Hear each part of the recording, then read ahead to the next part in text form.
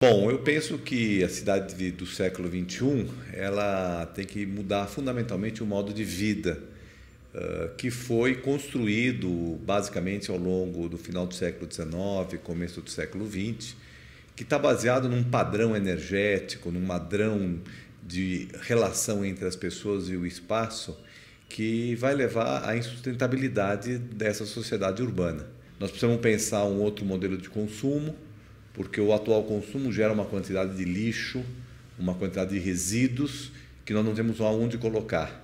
Nós precisamos mudar a relação entre a ocupação do território e o desenvolvimento econômico, de modo a descentralizar um modelo que é profundamente centralizado. Nós temos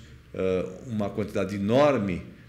da população, mais ou menos 40% da população do Brasil, vivendo em grandes cidades, em pouco mais do que 150 cidades, e, evidentemente, o restante do país e o restante das cidades são cidades muito pouco densas. E, portanto, nós temos que mudar essa lógica de localização das atividades econômicas e do emprego para que as cidades possam ser lugares mais amigáveis e onde possa frutificar um modo de vida com mais qualidade de vida e com mais sustentabilidade para o futuro. Então, o grande desafio é como construir essa nova cidade do século XXI, de certa forma desestruturando o modo como as pessoas já vivem, ou seja, e as próprias atividades econômicas que hoje estão presentes na cidade, porque a nossa sociedade, ela, de certa forma, ela precisa de renda, ela precisa de capacidade mínima de emprego, ela precisa de produção, e não é de uma hora para outra que nós vamos simplesmente deixar de lado a indústria automobilística, deixar de lado as indústrias das embalagens. Nós temos que fazer um processo, uma transição, e o grande desafio é processar essa transição, introduzir a ideia de planejamento como uma ideia importante, porque não é possível tanta gente se concentrar num espaço tão pequeno sem organizar esse espaço, sem organizar as atividades no espaço e no território. E para isso, evidentemente, nós precisamos planejar. Então, o planejamento de médio e longo prazo é muito importante e ele entra em contradição com a visão de curto prazo que geralmente as administrações públicas têm, até porque elas são cobradas de terem resultados, não só pela população, como também pela imprensa. Nós temos calendários eleitorais sempre muito apertados e isso significa resultados de curto prazo. Então, compatibilizar esses resultados de curto prazo com o planejamento de longo prazo é um desafio importante.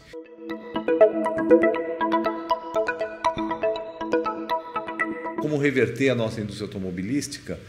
para uma indústria de outros produtos, alguns deles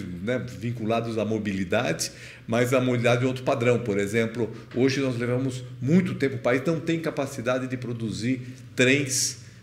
para poder substituir os trens antigos que nós temos ou para ampliar as nossas redes de metrô, as redes ferroviárias, que são fundamentais na mudança do padrão de mobilidade nas cidades. Hoje, nós, por exemplo, temos dificuldade na hora de pensar a produção de habitação de uma outra maneira, revertendo a construção civil para outros processos produtivos, pensados com outros materiais, pensados de uma outra maneira.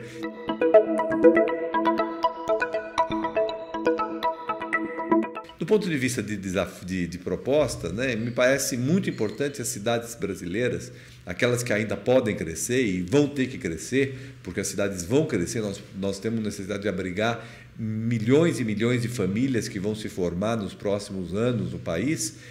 Para elas crescerem, elas precisam crescer articulando as políticas urbanas. Nós não podemos continuar tendo essa fragmentação,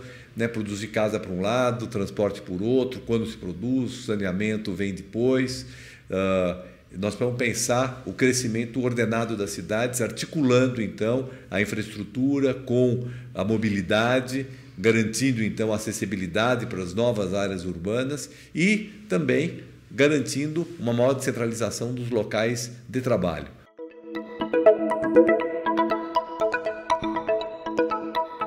O governo federal ele tem um papel importante nisso. É claro que isso é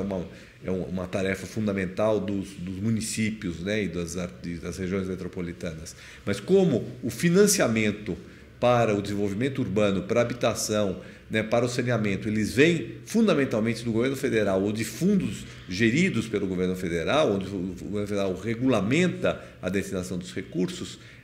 o governo federal pode ter um papel muito importante para reverter esse processo urbano, utilizando então esses fundos para estimular um novo modo de vida urbano e um novo modo das cidades serem construídas e, por que não dizer, também reconstruídas. Nós vamos ter que reconstruir parte das nossas cidades nos próximos anos e o governo federal tem um papel importante no financiamento dessa reconstrução.